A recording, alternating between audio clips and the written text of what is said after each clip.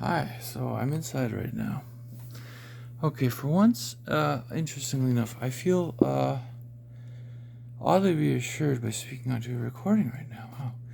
Okay, but that aside, I had the thought while I was pacing outside to backtrack my memories for you. While I was going to take a picture of the asphalt with the shadow of the tree that was just taken away from the sun there. And I thought that would make a great title screen where I put a rainbow and then the three titles, vote.renee.ca in the one corner, and then so the color is a numbering system, and I have included that numbering system at one of the vlog numbers because that's irked me for a while now to not have colors as a numbering system. But the telephone has conveniently given me exactly only 10 choices. So, I mean, there was 11, but 2 were very similar. So, I'm told they slowed down time for me.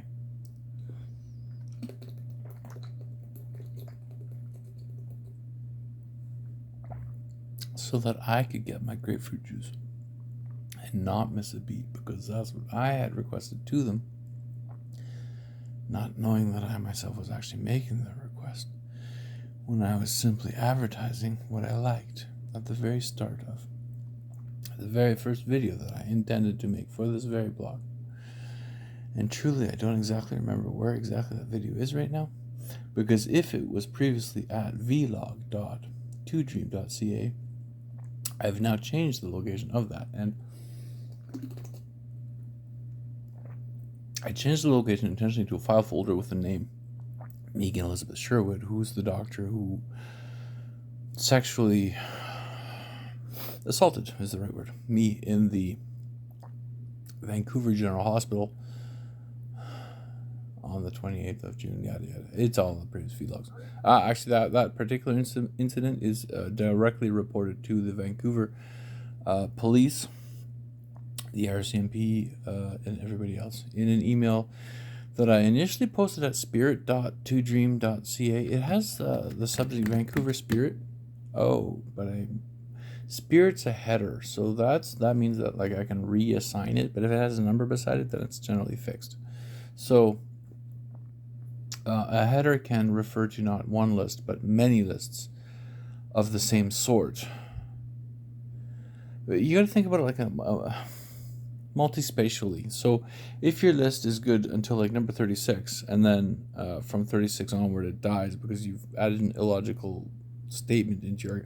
For example, the person that wrote Conversations with God, that was a really good book. I really, really enjoyed that book until she got to the point where she or he, whoever authored Conversations with God, got to the point where they said, and then God created fear, or God made fear. No. Ding, ding, ding, ding, ding. All wrong. Oh my God, all wrong. So you got a really exceptional work until that one sentence. That doesn't mean edit the rest.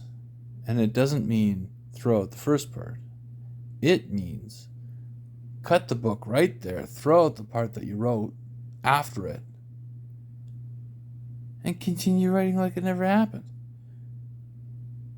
That's what that means.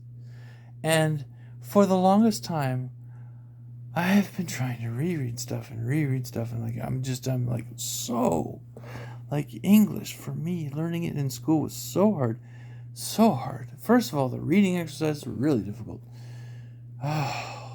Thank you to my sister who read them onto audio cassettes so that I could listen to them in high speed.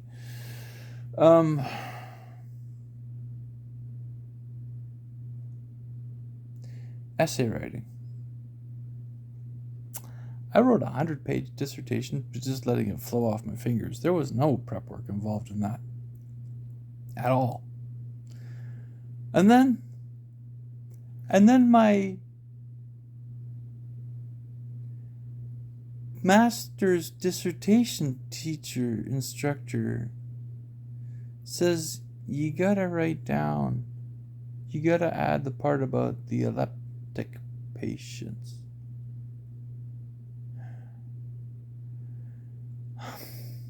And I was like, what do you mean epileptic patients? Oh my God. I have blamed my dissertation instructor. Oh. Okay, like I was a real tool, for one. Like, he gave me some really good advice and suggestions, and I thought he just didn't care. Like honestly, his name was Alan Block, and I thought he just wasn't giving me the time of day. I thought he just didn't care. I thought he was too special. And not, yeah. Too special, too titled, stuff like that, right?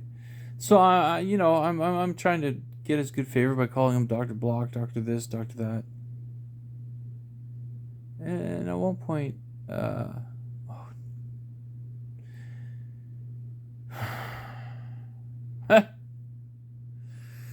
no one's in the house right now. So at one point, oh my God, cheers.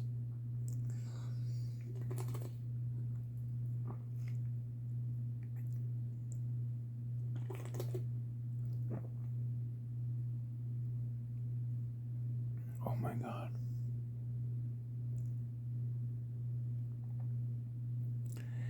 If I am going to go down in history as one of the smartest men that ever lived, or expressing an alien intelligence that is itself expressing a level of consistency that has before never been attained by any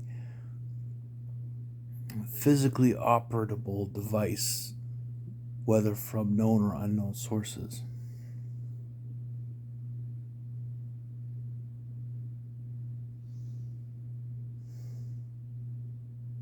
There's a million ways to say it. That's the same glimpse that Natalie Eachin connected with during the movie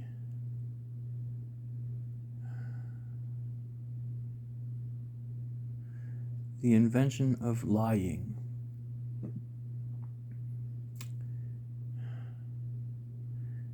At Community of Christ Catholic Church minister Chris's house. It was Minister Chris. It was not the other ministers.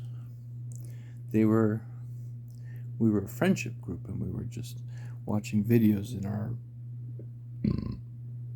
each other's basements. I was living with my mom, so I didn't have a basement to offer, but I was also a teacher at Georgian College. So apparently they had a whole movie theater to offer. So we went there once. Anyway, we offered what we could, and usually it was a person's basement, or in the case of the Swains, it was their living room apartment, and they did offer a triple dose because they had 3 ministers living in that apartment. So it was just a really, honestly, this guy named Matthew Swain, he's got to still be a minister somewhere out there. I mean, that guy really has a talent for being a minister. He really has a talent. He has a talent. He has a talent, and the church picked him up, and they identified his talent, and they labeled him a church planter. He has a wholly inspired talent, okay? Let me just tell you that. That means it doesn't matter what church he's affiliated with. He is naturally going to come up with these ingenious ways to get people to just enjoy the moment, work together. And that's in business terms, it's a team builder, and he's also that. And then he's a Toastmaster, and then he's also that. And then he's a professional pool player almost. And then he's almost that. And it's just like so